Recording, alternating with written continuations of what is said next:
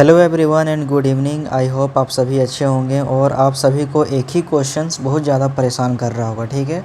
और वो क्वेश्चंस मेरा भी वही क्वेश्चन सेम क्वेश्चंस है कि कोल इंडिया आखिर क्या रीज़न है जो कोल इंडिया अप पे अप जा ही रहा है, रुकने का नाम ही नहीं ले रहा है।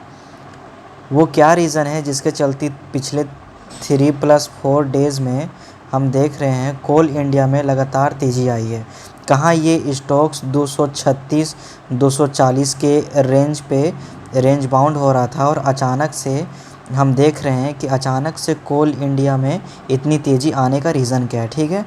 तो दोस्तों आज क्या था, आज कोल इंडिया हमारा निफ्टी 50 का टॉप लूज़र्स में था। क्या था, कल शानदार तेज़ी के बाद आज ये निफ्टी में टॉप लूज़र्स में कोल इंडिया का लिस्ट सबसे पहला था, ओके। लेकिन क्या होता है, सडनली 11 बजे के बाद आप ग्राफ को ध्यान से देखना, ठीक है। सडनली 11 बजे के बाद मूवमेंट आती है और धड़ल्ले से स्टॉक 280 टच कर जाता है, ठीक है। आप 5 डेज से देखोगे ना तो ऑलमोस्ट जो हमारा स्टॉक्स है कोल इंडिया वो 16% का यहाँ पे रिटर्न दे चुका है इन्वेस्टरों को, ठीक है। जिन लोगों ने पैसा लगा के रखा होगा उन लोगों के लिए तो चांदी ही चांदी है, और जो लोग बस देख रहे होंगे शकल मेरी तरह बन गया होगा। अब आगे क्या बोल सकता हूँ, ठीक। तो खैर हम लोग बात कर रहे हैं कोल इंडिया के एनालिसिस के बारे में, और क्या ये सच में स्टॉक्स ये पोटेंशियल है कि ये 300 क्रॉस करेगा या फिर 280 या 290 या 295 या 300 जाते जाते 300 से ही ये कंसोलिडेशन में आ जाएगा, ओके। या फिर ये रिटेल इन्वेस्टरों के साथ एक कोई ट्रैपिंग का धोखा, ये भी हो सकता है, ठीक है। खैर कोई बात नहीं। अब हम लोग बात करते हैं 1 मंथ के बारे में। तो 1 मंथ से जो स्टॉक्स है वो लगातार नीचे आ रहा था दोस्तों। आप देखिए एक ही रेंज पे बना हुआ था। आप अगर 1 मंथ का ग्राफ आप देखोगे, मैं रेड मार्क से टिक करता हूँ।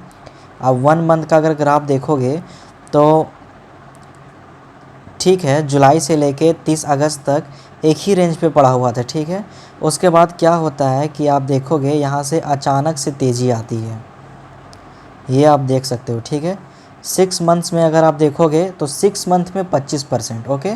आप गौर से देखना दोस्तों, ठीक है। 6 महीने में 25%, और यहाँ पे अगर मैं 5 डे का बात करूँ तो 5 डे में कितना परसेंटेज का दिया है दोस्तों, 5 डे में 16%।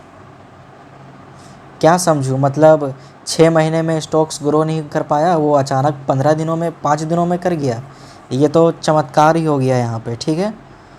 अब मैं बात करता हूँ कम्प्लीटली 6 मंथ्स के बारे में, तो आप जान ही चुके होंगे 1 ईयर। अब मैं ऑल टाइम के बारे में बात करता हूँ, मैक्सिमम। तो दोस्तों अगर आप मैक्सिमम ये शेयर प्राइस को देखोगे तो लगभग 400 के लेवल से ये नीचे गिर ही रहा है, ठीक है। जो हमारा कोल इंडिया है वो 2013 से लगातार नीचे गिर ही रहा है। तो अचानक गिरते हुए स्टॉक्स में अचानक से इतनी बड़ी तेज़ी आने का मतलब क्या है, ये मुझे भी समझ में नहीं आया। क्या ये तेज़ी लगातार बरकरार रहेगी या फिर ये तेज़ी सिर्फ चंद सप्ताहों और 1 महीने के लिए होगी, ठीक है। तो अब हम लोग जानेंगे यहाँ पे कोल इंडिया के बारे में। जितने भी ब्रोकर हाउसेस हैं, आप गौर से देखना दोस्तों, जितने भी ब्रोकरेज हाउसेस हैं वो सारे के सारे मिलकर टारगेट देने लगे हैं कोल इंडिया पे, ठीक है। हाँ मानता हूँ भाई, हाईएस्ट पेइंग डिविडेंड कंपनी है, वेदांता भी हाईएस्ट पेइंग डिविडेंड कंपनी है, लेकिन वो कर्ज में क्यों चली गई। कोल इंडिया भी डिविडेंड पेइंग कंपनी है, लेकिन इतनी भयानक तेज़ी से हम इन्वेस्टर क्या समझें, रिटेल इन्वेस्टर क्या आँख मूंद के पैसा लगा दें कि गवर्नमेंट स्टॉक्स है, कोई बात नहीं, ओके।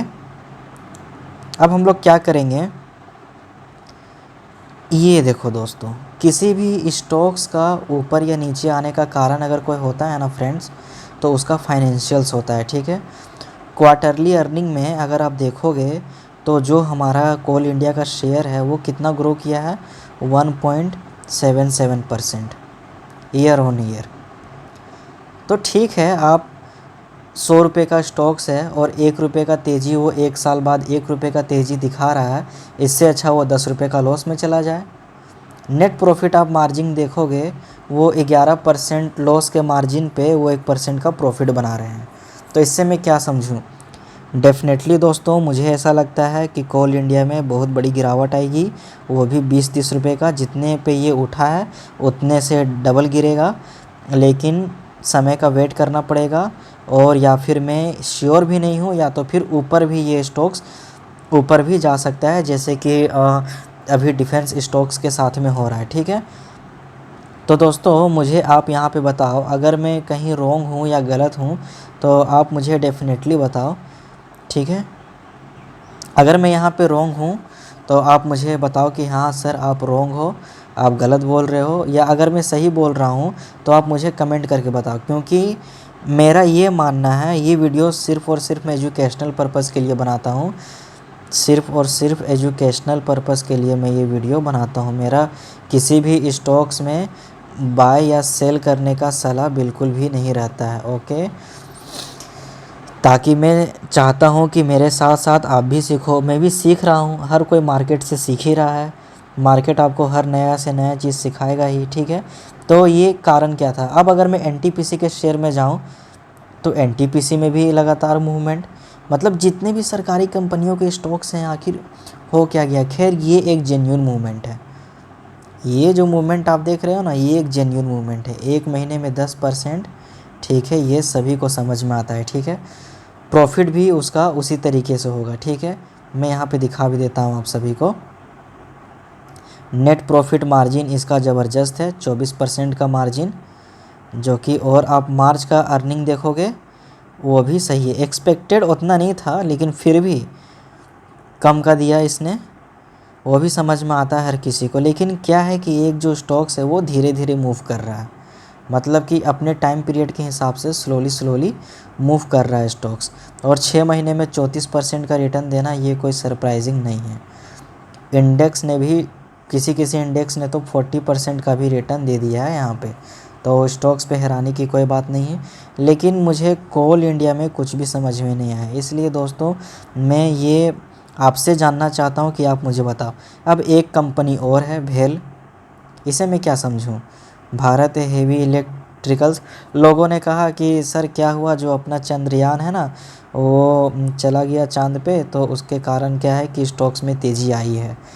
ठीक है, स्टॉक्स में तेज़ी आई है, बहुत ही बढ़िया बात है, मैं यहाँ पे बुराई नहीं कर रहा हूँ। लेकिन एक इन्वेस्टर होने के नाते A to Z करना मेरा भी काम है, ठीक है।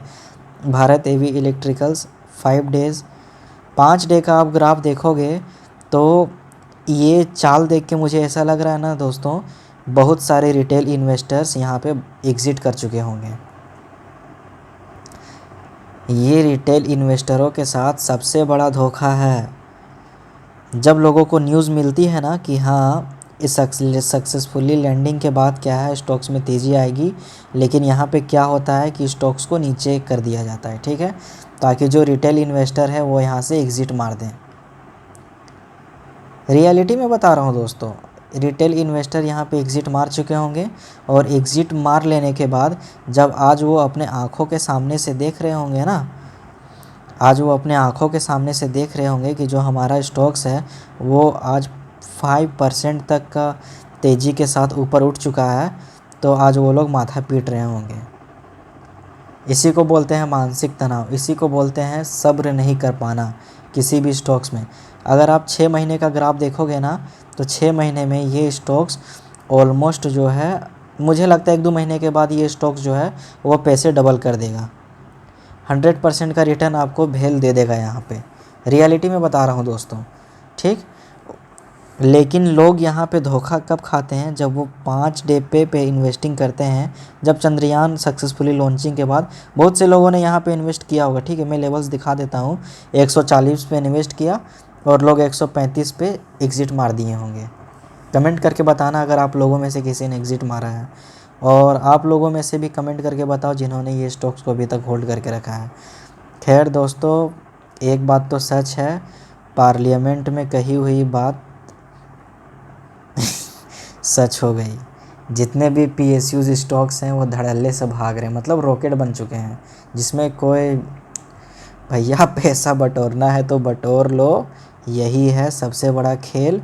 और अगर तमाशा देखना है तो तमाशा देखते रहो। फिर मैं कहता हूँ पर्सनली मेरी सलाह नहीं है इन्वेस्टिंग कि बाय और सेल करने की, ये सिर्फ़ और सिर्फ एक एजुकेशनल पर्पज़ है, ठीक है। मैं कथित तौर पे प्रधानमंत्री जी की बयान को यहाँ पे बोल रहा हूँ, जो उन्होंने PSU स्टॉक्स के बारे में बोला था सिर्फ दांव लगाने के लिए। उन्होंने ये नहीं बोला था कि आप जाके इन्वेस्ट कर लो। तब तक के लिए थैंक यू सो मच। अगर आपको मेरा वीडियो पसंद आया है तो चैनल को सब्सक्राइब करें और वीडियो को लाइक करें और प्लीज़ मुझे सपोर्ट करें। मैं भी सीख रहा हूँ, मुझे भी आप कमेंट में सिखाओ। Okay, thank you so much.